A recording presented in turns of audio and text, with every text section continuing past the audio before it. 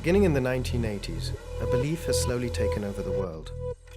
That neoliberal globalization, with its built-in self-regulating mechanisms, would finally do away with old institutions like the state and the military, and would usher the planet into an era of relative peace and prosperity.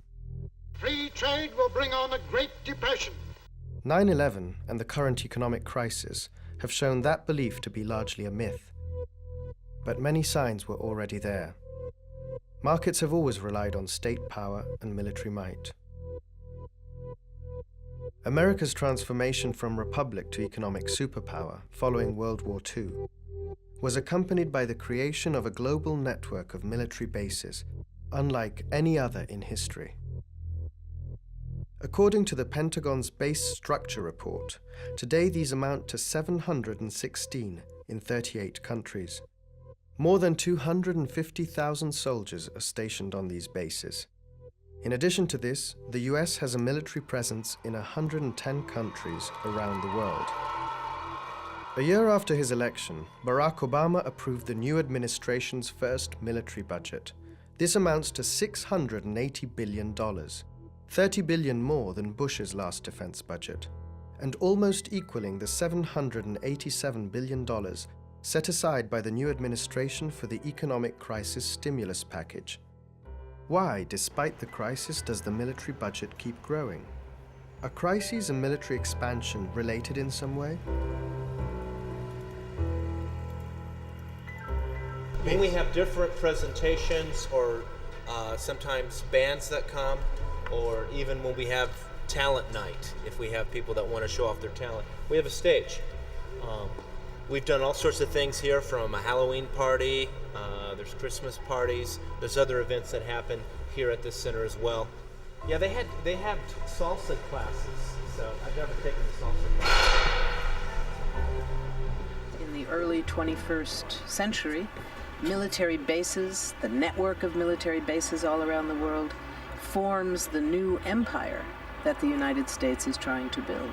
When you look at the Pentagon's website and their public information, they acknowledge having somewhere over 700 military bases scattered among about 130 countries. That's astonishing.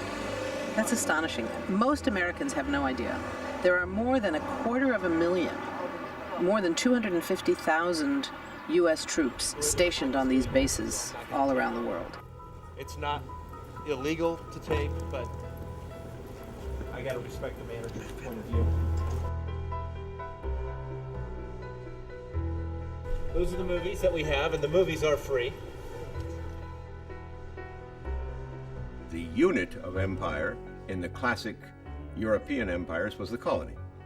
The unit for the American empire is not the colony, it's the military base. Bases are the empire. They're the point of projection of power and expansion of power. Most people don't understand that the bases exist, don't understand the functions of military bases, and it's frankly, it's much easier for people to engage with things like atrocious war in Iraq, the question of torture, things that immediately outrage them. These are internet stations where soldiers can not only check the internet, but they also have the capability of doing webcams back home. You can go in. To focus on war and not war preparation is to simply shovel after the elephant. One has to look at the war preparations that are going on around the world, which military bases are central to. If one doesn't pay attention to that, then again, we can only deal with the symptoms, which is warfare. There's a saying that goes, when soldiers come, war comes.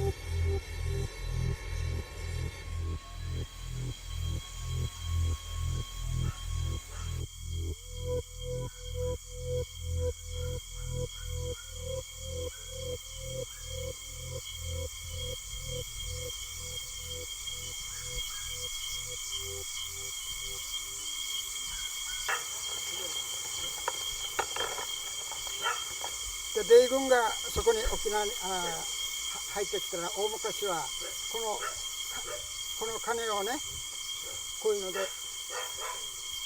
どんどん叩いて追っ払ったと。そしたらヤンキーってみんな追っ払う。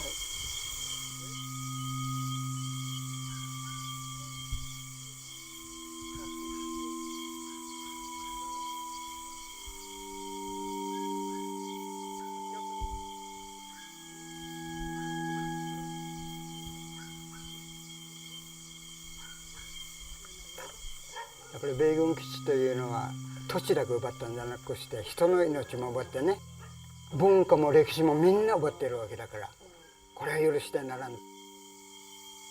で、世界の平和のために基地を使うとか言うけれども、朝鮮戦争っていうのがあったでしょ。ベトナム戦争、あるいはイラク、そこら辺をよく見ると必ず人を殺してるわけね。で、人を殺すために自分たちの土地が使われるのに非常に心が痛い。国に私は料理するから包丁貸してくれんかって言ったら貸してもいいけれども、人を殺すから包丁貸してって言ったらこれ殺人だから、私の土地だから返してくれというのを日本語で書きました。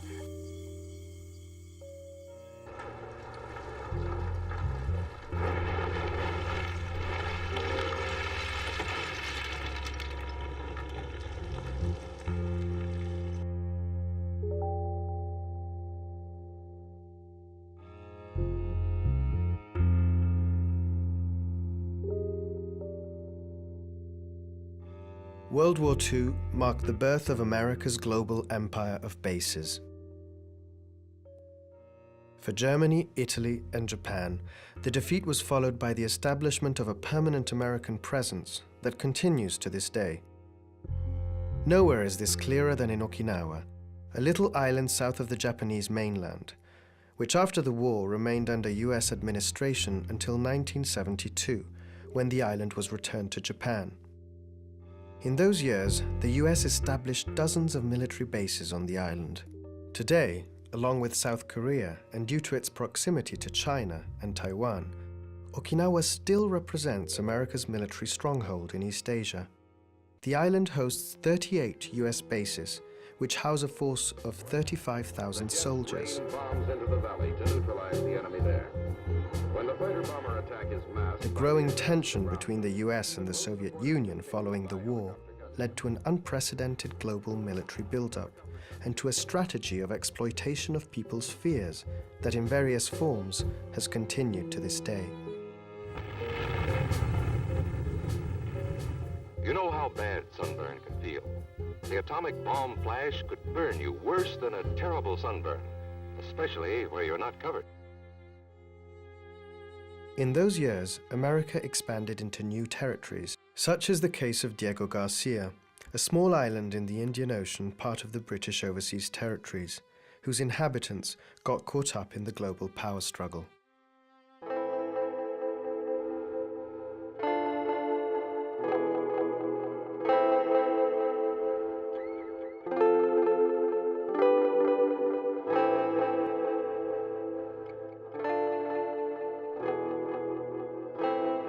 Nobody seems to know that Diego Garcia used to have a very considerable population that was all entirely bundled up and shipped out in order to, as the US Navy put it, sanitize the place. The US wanted a base in the Indian Ocean at all cost because of the Cold War.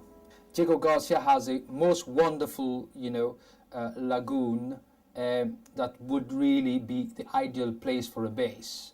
So we were at the wrong place, at the wrong place at that time, because that place was the best place for the most sophisticated US and UK base outside of the US and the UK. In 1971, due to an agreement between the UK and the US, the British made the island available to the Americans as a military base because of its geostrategic position, and deported its 2,000 inhabitants. Today, according to the Pentagon, Diego Garcia is one of the 13 major US military bases in the world and has played a crucial role in all post-9/11 conflicts. The Diego Garcia exiles today live scattered between Mauritius and the United Kingdom, where for years they have been fighting a legal battle to return to their island. In 2008, though, the House of Lords overruled all the cases previously won by the islanders, which upheld their right of return. We had to suffer exile for defense purposes. And we paid that price, and that price is to be exiled from your homeland for the defense of the West. To a substantial degree, in one form or another, socialism has spread the shadow of human regimentation over most of the nations of the earth, and the shadow is encroaching upon our own liberty.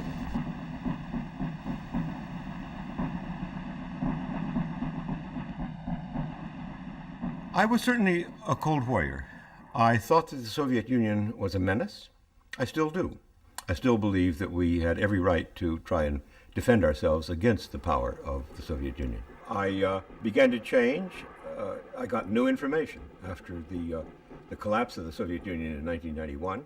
Above all, how fast our country moved, the United States, to find a replacement enemy, to keep the military-industrial complex functioning, to serve the vested interests in the Cold War system.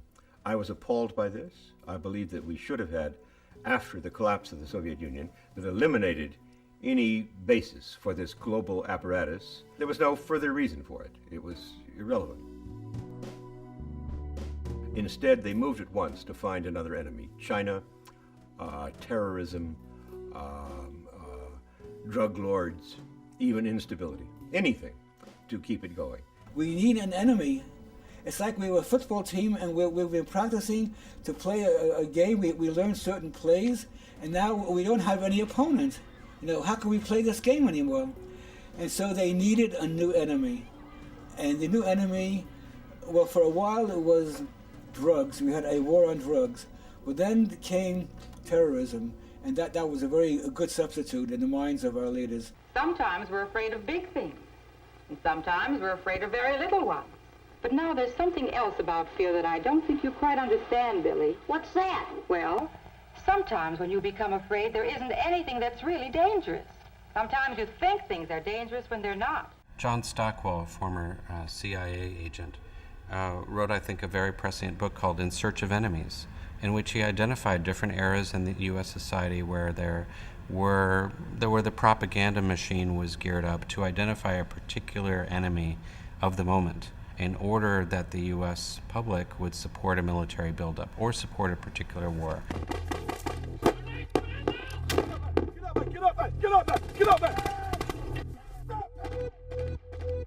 What a worldwide network of bases means that you have at your fingertips, if you are the Emperor of the West, the means of perpetual war. There's always somebody we don't like, and somebody who must be stopped. Perpetual war for perpetual peace is being the American dream. Once we were launched upon empire, we would never look back. And we would always find a pretext to attack an enemy.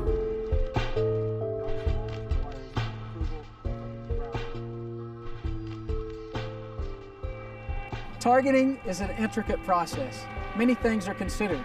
We have advanced weapon systems with precision munitions, and we take care in matching the appropriate ordnance to produce the desired effect on a target. The foundations for the New World Order were laid in the Middle East in 1991. Following the First Gulf War, the US established a permanent military presence in the Middle East, much like it had done 50 years earlier in Europe and East Asia. The true consequences of this policy would be seen only 10 years later. In 2001, Osama bin Laden cited the US military presence in his homeland, Saudi Arabia, as a reason for his hatred of the United States. In a curious twist of fate, though, the 9/11 attacks and America's military response paved the way for the birth of new military bases in Iraq and Central Asia, first and foremost in Afghanistan.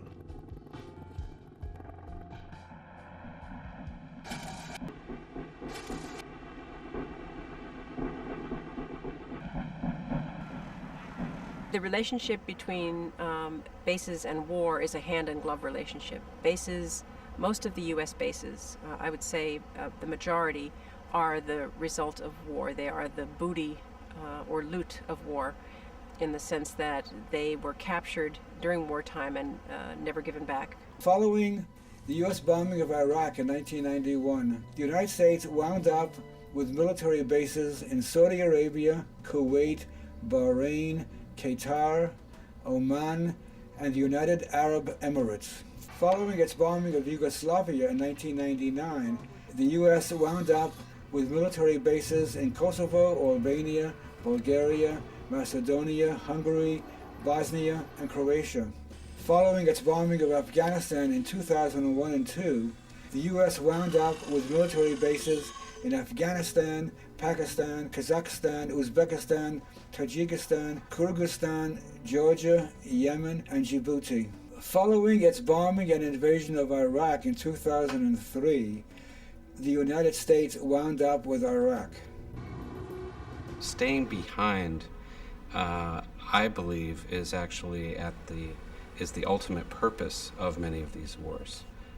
We used to think of military bases being built in order to wage the wars, and I think increasingly we see the wars themselves as convenient opportunities to station the bases and to have a more permanent presence in countries such as Iraq, such as Afghanistan, such as Kosovo.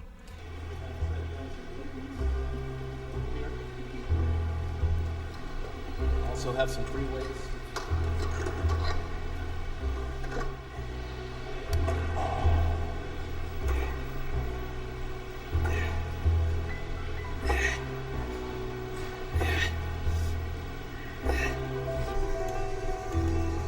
What we have in here is video games.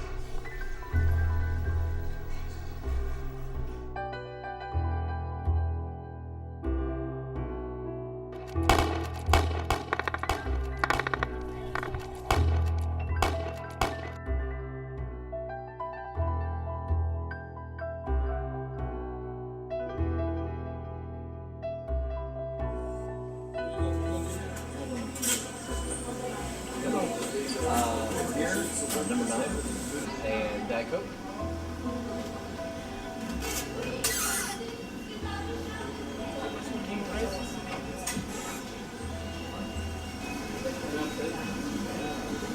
I'm Specialist McIntosh. I'm with 2-135 Task Force Bayonet, 1st Platoon. We run patrols daily, just keeping a safe and secure environment. I wanted to be in the Army for quite a long time.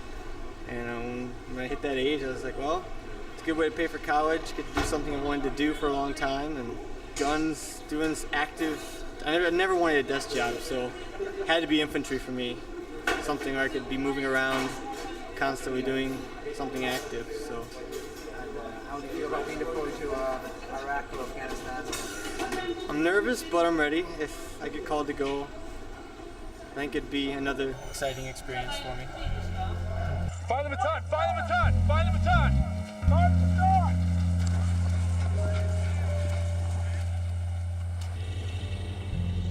Well, the U.S.-Japan Security Alliance is the cornerstone of America's defense posture in the Asia-Pacific. And the United States is both a trans-Pacific and a transatlantic power.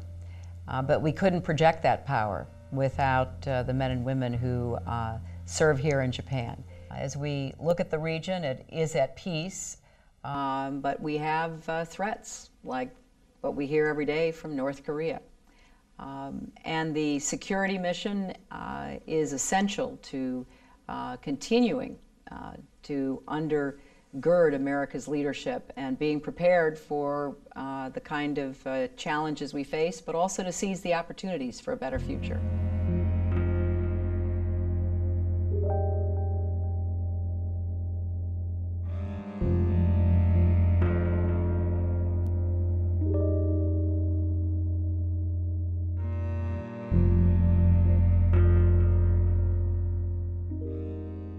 In 2009, after years of local protests, US Secretary of State Clinton signed an agreement with the Japanese government to move the 8,000 troops stationed in the Futenma Air Base to the island of Guam, a US territory. The move, though, is tied to the construction of a new airstrip on the eastern coast of Okinawa, in Hinoko Bay. The project follows the decision to expand the Jungle Warfare Training Center in Takai, further north.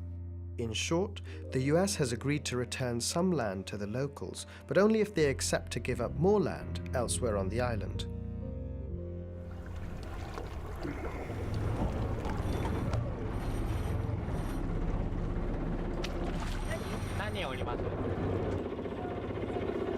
このジュゴの食べる海藻は沖縄県でもですね、ここが一番良好に育っていると言われている沖縄県が認めている場所なんです。サンゴ礁が発達して天然の防波堤の役割を果たしている。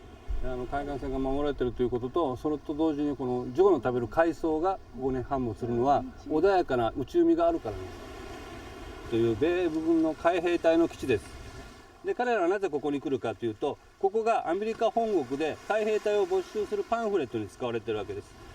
その建物を一部壊してですね、今度はこの海を2000メーター、辺野古の方から大良湾、この岬をまたいで2000メーター埋め立てる計画が今あるわけなんですけど、これらの具体的な、環境や人間へのインパクト、これは世界的に見ても貴重な生物が生息している場所ですが、それを破壊する影響というのは、この沖縄島のジュゴンというのは東アジアに唯一ある個体群です。孤立した個体群でわずか50頭以下しか今では生きていないと言われています。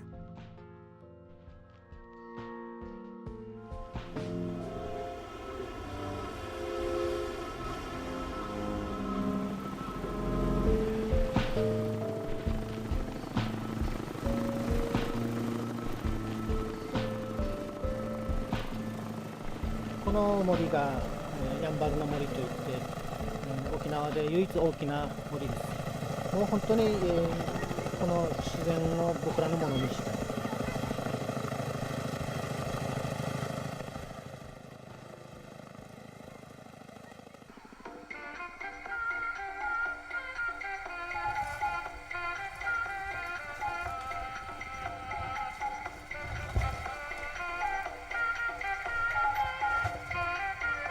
キャンプ宿泊の前で1年間朝から11時ぐらいまで、5時ぐらいから11時ぐらいまでですね、ノーニューベースという看板を持ってずっとやってたこともあったんですけども、その時にやっぱりね、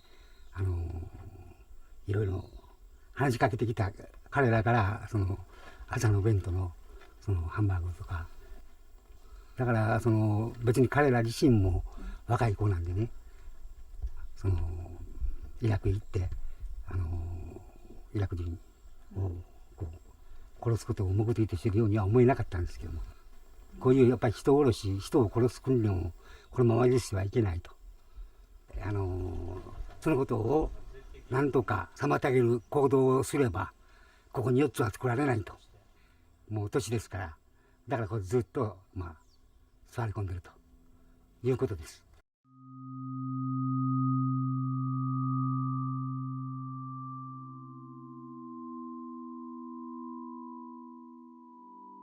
We have a lot of challenges, but we also have some real opportunities.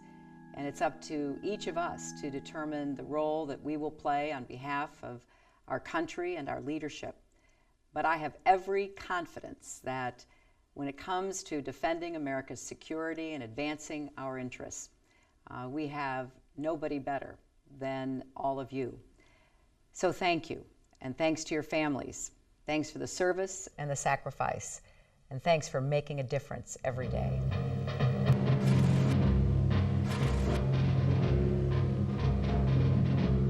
By militarism, we do not mean national defense or the obligation of citizenship for able-bodied people to defend the country in times of national emergency. We mean a way of life, a way of making a living, an ideological position. Originally, our conception of American military was like the early Roman legions of the Republic, they were raised for an emergency. Farmers left their fields, went to war, and were instantaneously demobilized. They were not long service forces of any sort. As the Roman Republic slowly, inadvertently, thoughtlessly acquired themselves an empire, they began to realize they needed standing armies. Something like that happened in America after World War II, as we began to build an arms industry and an apparatus to support a huge standing army that subtly altered the political structure of the United States. Standing armies destroy federalism. They bring power to Washington, D.C. They require more wealth in order to maintain these armies. These are long service armies, 20 years or so. They have to be taken care of when they become redundant. Things of this sort. It alters the power picture radically, and that's, of course, what ultimately brought down the Roman Republic. Attention all bases, attention all bases. This is Iron Hand. This is a SAC alert.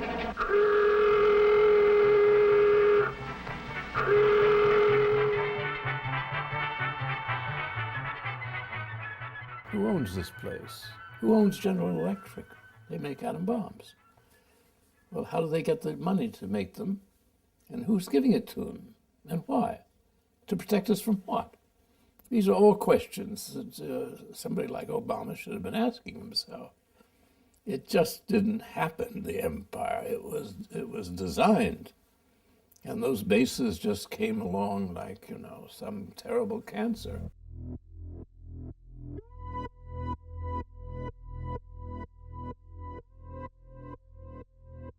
When you see how much money's at stake in the operations that go on every day, it's phenomenal. The number of flights that take off from Kadena Air Force Base every single day. Just that one base in that one country on one day will have involved thousands of gallons of jet fuel, repair and maintenance and parts for those aircraft. The rationale for these bases is that they're continually practicing and training and using the equipment and running the personnel through their paces and feeding them and so on. And that is an incredibly expensive operation. This is what President Eisenhower was warning against in his farewell address in 1961 when he invented the phrase military-industrial complex, meaning hidden power, power that was not really under the supervision of Congress, and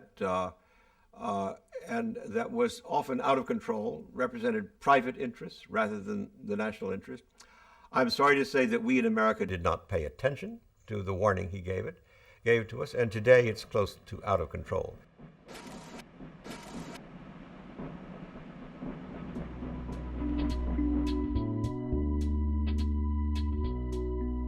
The United States consumes 1/4 of the world's oil every day, more than any other country, far more than any other country. The U.S. Department of Defense alone consumes as much petroleum as Sweden does on a daily basis. That's a huge amount that has to be procured day in, day out, 365 days a year. To safeguard that oil, the United States must have some capacity to protect it. And in this country, that job has been given to the military. And the military must have bases, naval bases, Air Force bases, and Army bases in the areas where the oil is located or along the supply routes. If you look at the map collectively, there's an almost contiguous string of U.S. military bases from Poland to Pakistan in this really strategic middle ground between the emerging economic competitors of the United States, the European Union on one hand, and China and Japan on the other. The U.S. has a formal policy of maintaining military dominance of the Persian Gulf area. It's called the Carter Doctrine. After President Jimmy Carter, he said, protection of the flow of Persian Gulf oil is a vital interest of the United States, and to protect that flow we'll use any means necessary, including military force. To that end, he said, we will need military bases in the Persian Gulf area, and he established military bases to support this policy of protecting the flow of Persian Gulf oil. And then wars were fought as well in line with that policy.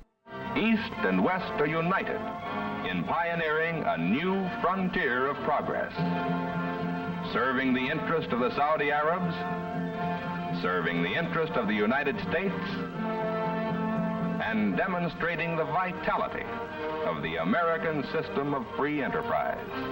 A system which, from this new frontier, is pumping into the trade of the world oil, one of the materials that is making a truly great contribution to our modern civilization.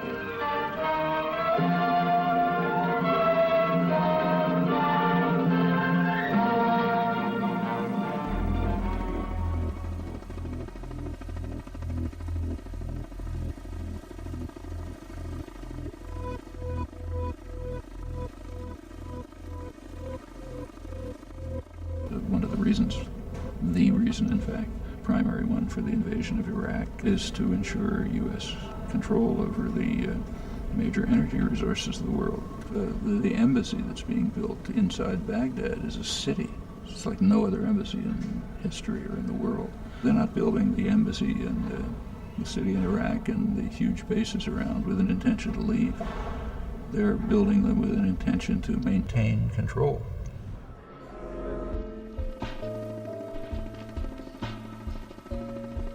Since 2003, the US has built dozens of military bases in Iraq.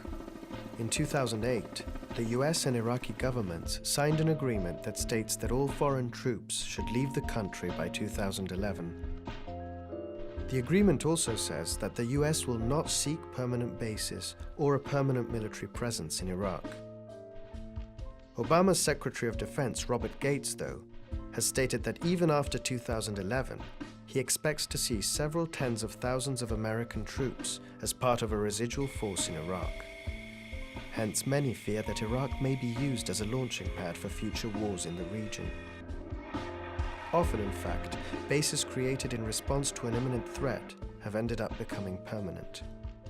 Diego Garcia, for example, born in the context of the Cold War, is still operational and has played a crucial role in the Iraq War.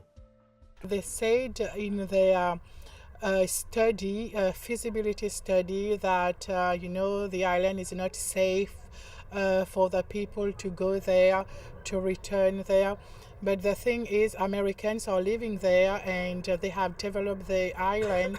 And I even heard the island look like a little New York. And Americans are enjoying their lives there. Why should we not have the rights to go on our island and enjoy the same way they are doing?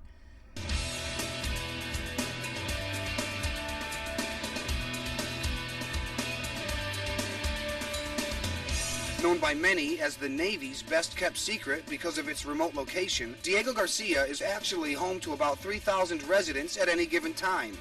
There's also a unique assortment of quality-of-life opportunities to take advantage of on Diego Garcia. The island's athletic center is open round the clock with a wide range of workout equipment and a full-size gymnasium. Be sure to spend as much time as possible researching this informative website to help you prepare for what will certainly be a memorable assignment abroad.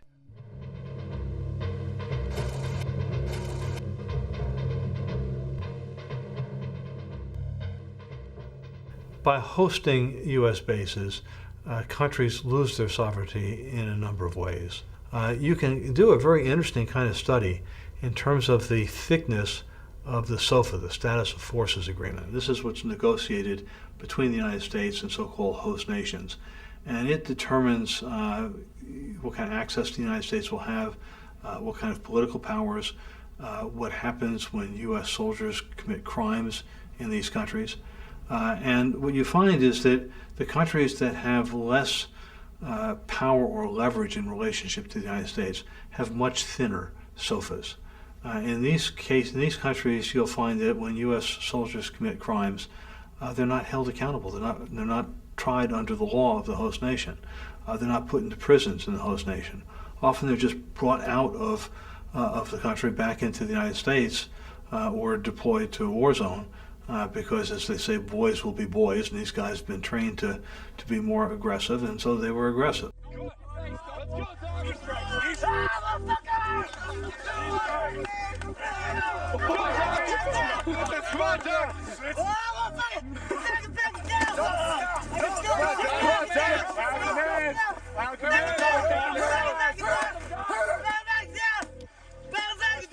You're pumped, man. You're like shot up with steroids, you know? I mean, you're working out every day, man. You got guns, you got stuff, man. And so when you leave off the base, man, I mean, you're feeling pretty good about yourself, you know? I mean, you're feeling like you're a tough guy. You can kick anybody in the butt. So coming into town with that sort of attitude and getting kind of drunk, and then somebody looking at you the wrong way, you know, you just knock the hell out of them, you know? And, you know, you're a soldier, you're a Marine. I mean, they like that stuff. The military likes that stuff. They may say, well, we don't want our guys breaking local laws and causing problems for the local people. Bull crap. That's garbage. I mean, if that's the case, then you don't let us off the base. You let us off the base, there's going to be issues.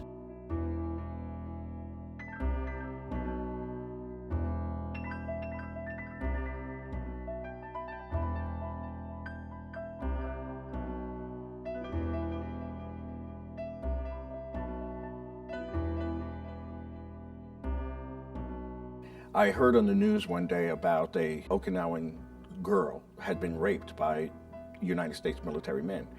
And I was very upset over this because I remember how we sort of treated the Okinawan people when I was here as an 18-year-old. And eventually some peace activists got in touch with me, and they had a contact here in Okinawa. And when they found out that I had been stationed here, they let the anti-base people here know that there's an ex-Marine who was stationed here who's doing peace work now in America. And so they invited me to come back to do a week of lectures. So that was 1996, and that's when I came back. And as we moved around the island and I saw the bases were still here, I just couldn't believe it. It's almost like a cancer here for these people. They since the end of World War II, these bases have been here. This is not something that is, this is something the Americans should know. What happens when we open bases in other people's country? What kind of problems does it solve? Or does it cause more problems? And I think it does. I think people get really angry, you know, at this idea that we are policing the world. We have a right to put bases anywhere we want. We don't have foreign bases in America. We don't have any British base. We don't have any Korean base. We don't have any French bases, or, you know, we just all American bases. And for us, our bases are fine. The noise is our noise. It doesn't bother us at all because they're our bases. But for other people, it's a real problem.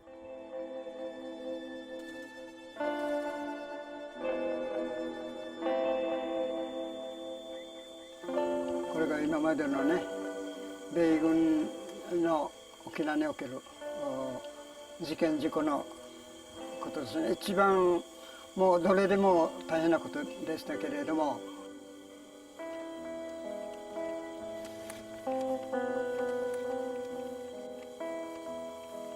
でこれ時間がないので多くは書いていませんけれども。待って、あんま変わらないよね。殺していいかしら。超頑張ってるちっちゃい子たちみたいな。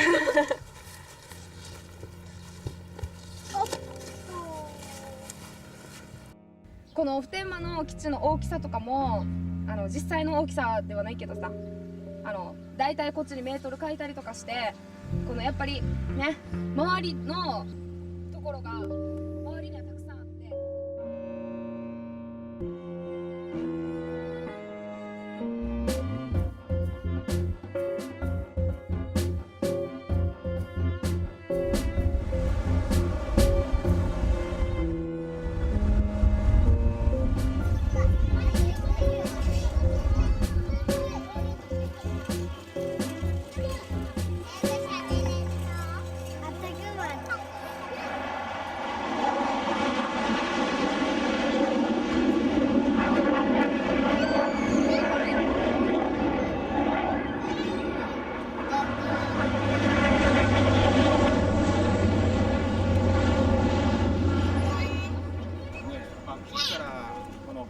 は300メートルも離れてないところにあるんですよ。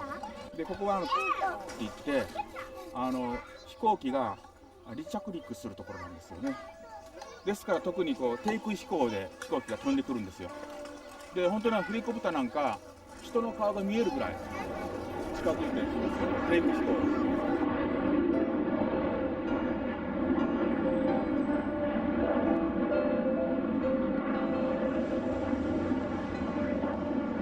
うるさい時は飛ぶ時は本当に朝からずっと夕方まで飛んでますよ。最初の頃は夜泣きがあったり、それで園に来るのを怖い、嫌っていう子もいたり。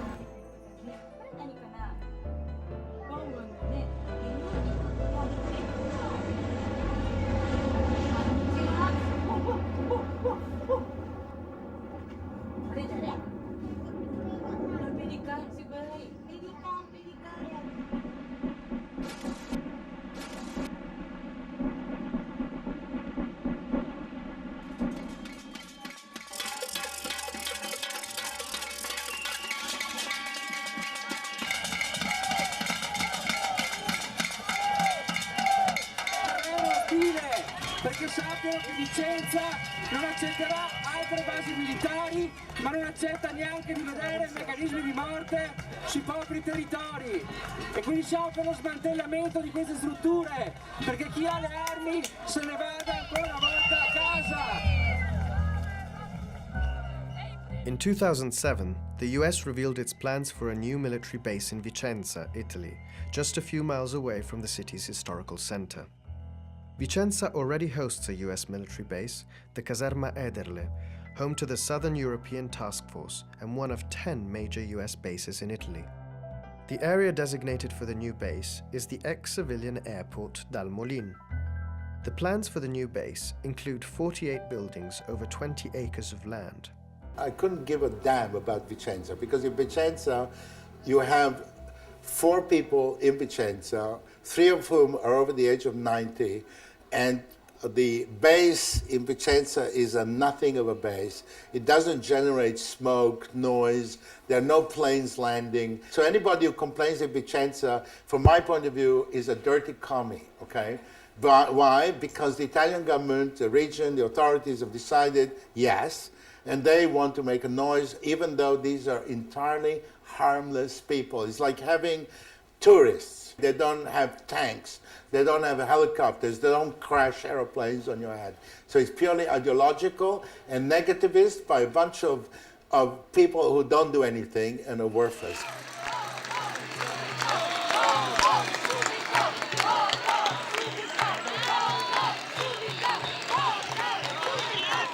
In April 2008, Achille Variati is elected mayor of Vicenza, with the promise of holding a referendum on the new base.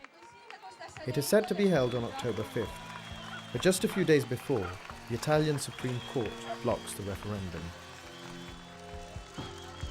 Despite the court's decision, the citizens of Vicenza decide to hold an autonomous referendum, and on October 5th, 95% of the participants vote against the new base.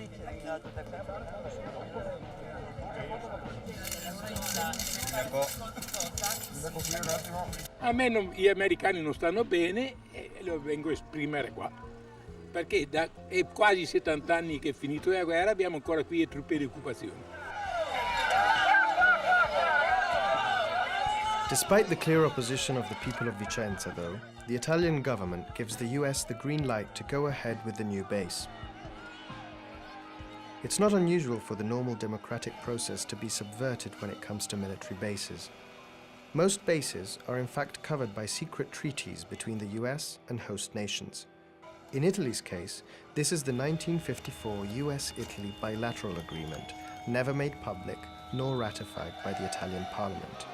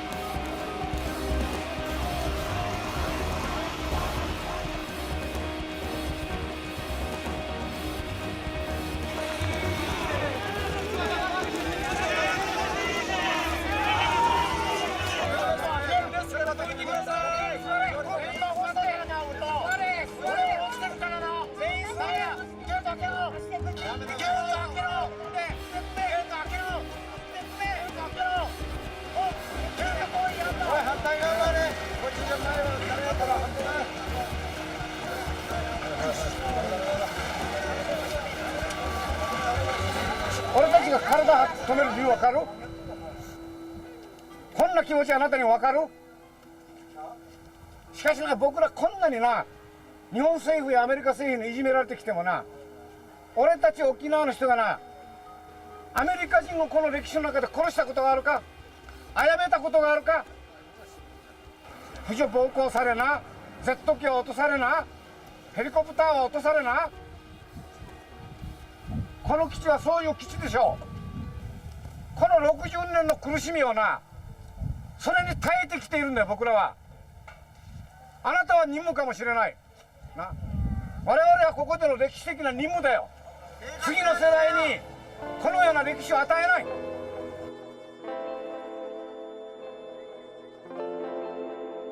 When you go to elementary school, you're taught the Declaration of Independence. And if you're paying attention on the day that it's taught, you'll be taught that it says that King George III kept among us standing armies in times of peace that committed abuses and usurpations. I mean, this is language I can't make up. That this was a reason to declare independence from Britain and even to go to war.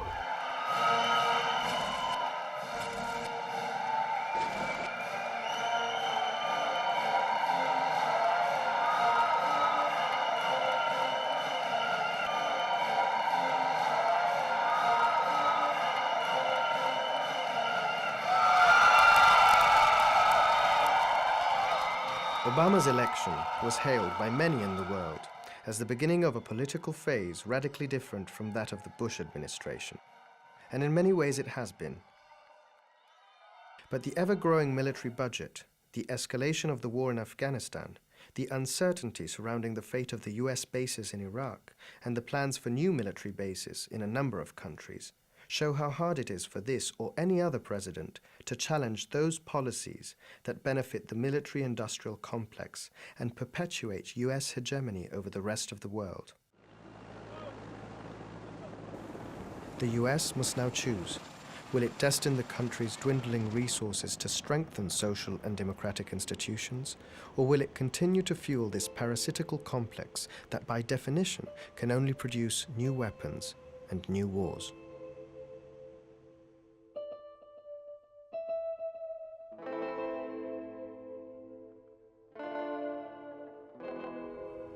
This is my土地ですけれども、できたらその土地を早めに取り返して、そこを私はみんなにお願いして、大根を植えようと思っています。そうしたら5、6列植えるだけで120万本の大根ができるわけだから、沖縄の人たちにみんなに無料で配ろうと思っています。そして平和のためにこの土地は利用しようと。展望を持てば道は開けていく。展望もない、奪われてもやむを得ないと混乱したら、世の中は良くならんわけだから、我々が夢と希望を持って本来人間の生き方をじっくり、あらゆるところで訴えれば、必ずこう道を開けると私は思っている。だから別になんだ気張るというか、大きな声を出していいんじゃなくて、ここできっちり一つでもそういうのに抵抗していくと。だからあくまでレジスタンですね。あれじゃなくてテロじゃなくてレジスタンスで考えてます。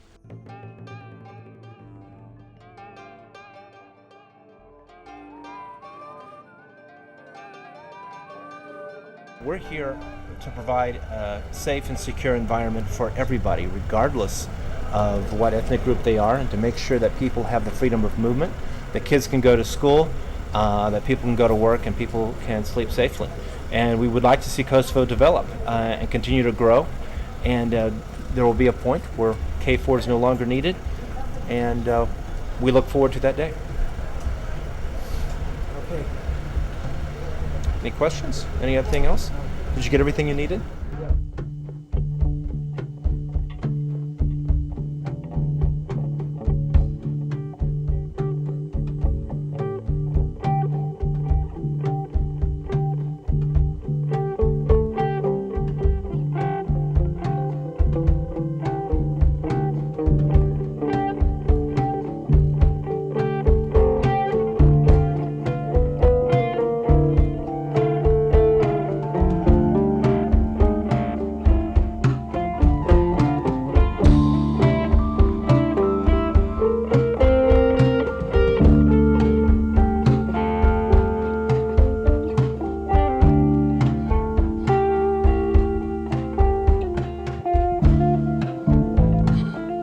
Thank you.